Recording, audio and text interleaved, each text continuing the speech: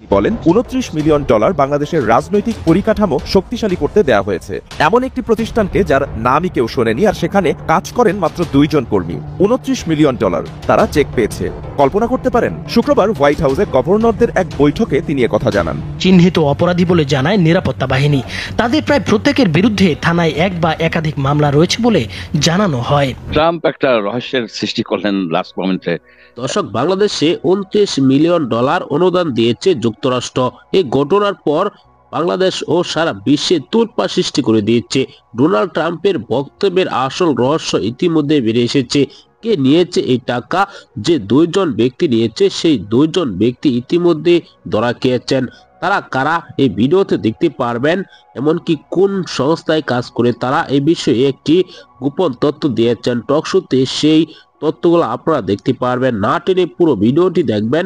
শেষে রয়েছে Donald Trump বলে দিয়েছেন কারা নিয়েছেন সেই টাকা। না টেনে দেখতে থাকুন, একটি লাইক করে আমার সাথেই থাকুন। ট্রাম্প একটা রহস্যের সৃষ্টি করলেন লাস্ট মোমেন্টে অনেক কথার মধ্যে, যে 29 মিলিয়ন ডলার অর্থাৎ বাংলাদেশি টাকায় 352 কোটি টাকা। এটা একটা বড় ধরনের ফান্ড। ওনার কথার মধ্যে কয়েকটা এলিমেন্ট আছে। একটা হচ্ছে যে ফার্ম বা এনজিও, এটা মাত্র 2 জন ব্যক্তি, অর্থাৎ উনি বলতে চাচ্ছেন খুব ছোট। দ্বিতীয় কথা উনি বলছেন যে এটা আননোন, কেউ তার কথা এটা জানতো না, এই একটা কথা বলছেন।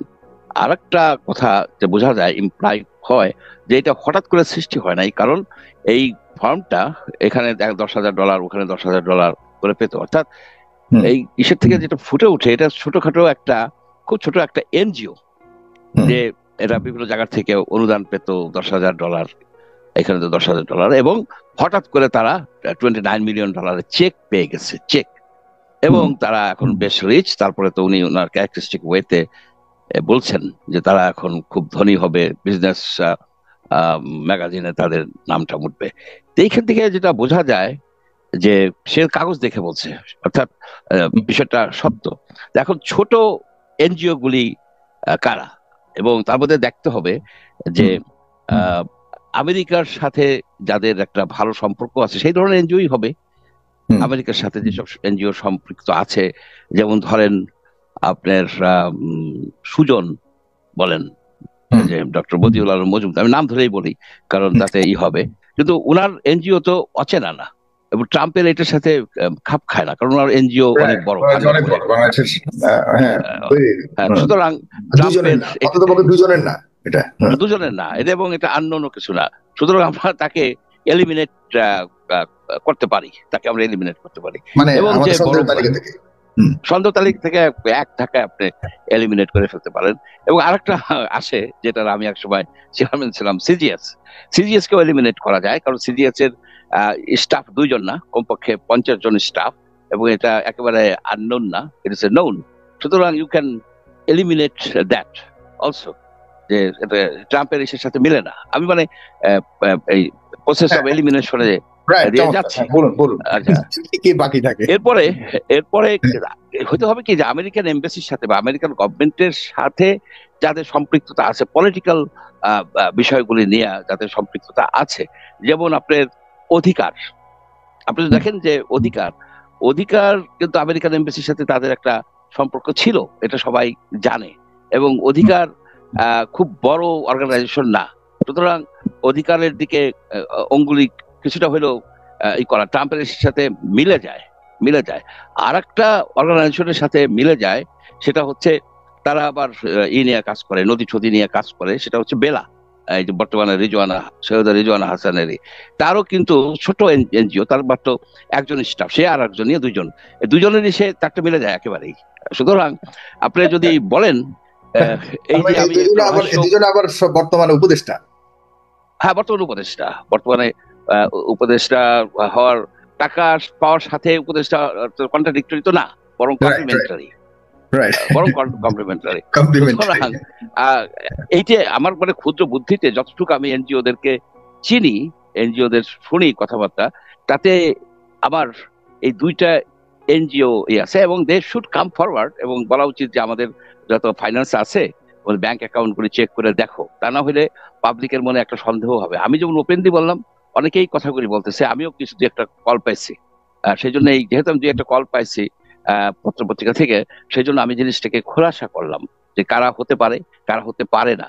এটার হয়তো just speculation. $29 million to strengthen the political landscape in Bangladesh went to a firm that nobody ever heard of. বাংলাদেশের রাজনৈতিক দৃশ্যপট শক্তিশালী করতে মার্কিন আন্তর্জাতিক সংস্থা ইউএসএআইডির $29 মিলিয়ন তহবিল নিয়ে প্রশ্ন তুলেছেন যুক্তরাষ্ট্রের প্রেসিডেন্ট ডোনাল্ড ট্রাম্প। 21 ফেব্রুয়ারি মার্কিন অঙ্গরাজ্যগুলোর গভর্নরদের এক অধিবেশনে দেওয়া ভাষণে তিনি বলেন, $29 মিলিয়ন বাংলাদেশের রাজনৈতিক পরিকাঠামো শক্তিশালী করতে দেয়া হয়েছে। এমন একটি প্রতিষ্ঠানকে যার নামই কেউ শোনেনি, আর সেখানে কাজ করেন মাত্র 2 জন কর্মী। $29 মিলিয়ন তারা চেক পেয়েছে। কল্পনা করতে পারেন? শুক্রবার হোয়াইট হাউসে গভর্নরদের এক বৈঠকে তিনি কথা জানান। Got 29 million. They got a check. Can you imagine? You have a little firm, you get 10,000 here, 10,000 there. And then we get 29 million from the United States government. There are 2 people working in that firm. কোটি মানুষের আস্থার ভালোবাসায় 11 বারের মতো দেশের 1 নম্বর refrigerator brand Walton. Elon মাস্কের নেতৃত্বাধীন সরকারি দক্ষতা বিভাগের সুপারিশে ইউএসএআইডির বেশ কয়েকটি আন্তর্জাতিক প্রকল্প বাতিলের প্রসঙ্গ টেনে ট্রাম্প বলেন, বাংলাদেশের রাজনৈতিক পরিস্থিতি শক্তিশালী করতে $29 মিলিয়ন দেওয়া হয়েছিল। বিদ্রূপ করে ট্রাম্প আরও বলেন, তোমার একটি ছোট প্রতিষ্ঠান আছে, এখান থেকে $10,000, ওখান থেকে $10,000 করে পায়। আর তারপর হঠাৎ যুক্তরাষ্ট্রের সরকার থেকে $29 মিলিয়ন পেয়ে যায়। ওই প্রতিষ্ঠানে মাত্র 2 জন লোক কাজ করে। আমি মনে করি তারা খুব খুশি, খুব ধনী হয়ে গেছে। শীঘ্রই তারা একটি নামকরা বিজনেস ম্যাগাজিনের কভারে চলে আসবে। 2 people. I think they're very happy. They're very rich. They'll be on the cover of a very good business magazine pretty soon. সাবেক প্রধানমন্ত্রী শেখ হাসিনাকে ক্ষমতাচ্যুত করার জন্য যুক্তরাষ্ট্র অনেক দিন ধরে প্ল্যান করে আসছে, সেটি গণমাধ্যমে কিন্তু খবর এসেছিলেন। এমনকি সাবেক প্রধানমন্ত্রী শেখ হাসিনাও সন্দেহ করেছিলেন যুক্তরাষ্ট্র তাকে ক্ষমতা থেকে সরিয়ে দিতে চায়। এরকম ঘটনা কিন্তু আমরা এখন বাস্তবে প্রমাণ পেয়েছি। দর্শক, এই ভিডিওতে আপনারা দেখেছেন ডোনাল্ড ট্রাম্প এবার আসল তথ্যগুলা দিয়ে দিয়েছেন। বাংলাদেশে $29 মিলিয়ন কিন্তু দিয়েছিলেন, গুরুত্বভাবে আন্দোলন করছেন তাদেরকে দেওয়ার জন্য, আন্দোলন জোরদার করার জন্য, কিন্তু সেটি জনগণ পায়নি, যারা আন্দোলন করেছে তারা পায়নি। 2 জন ব্যক্তি খেয়ে ফেলেছে বলে সন্দেহ করেছেন ডোনাল্ড ট্রাম্প। ডোনাল্ড ট্রাম্পের এই বক্তব্যের পরে রহস্য সৃষ্টি হয়েছে। এই ভিডিওতে আপনারা দেখেছেন কারা নিতে পারে এই টাকা, এই বিষয়ে টকশোতে কিছু গুরুত্বপূর্ণ আলোচনা করেছে। এসব বিষয়ে আপনার মতামত জানাবেন। আসসালামু আলাইকুম ওয়া রাহমাতুল্লাহ।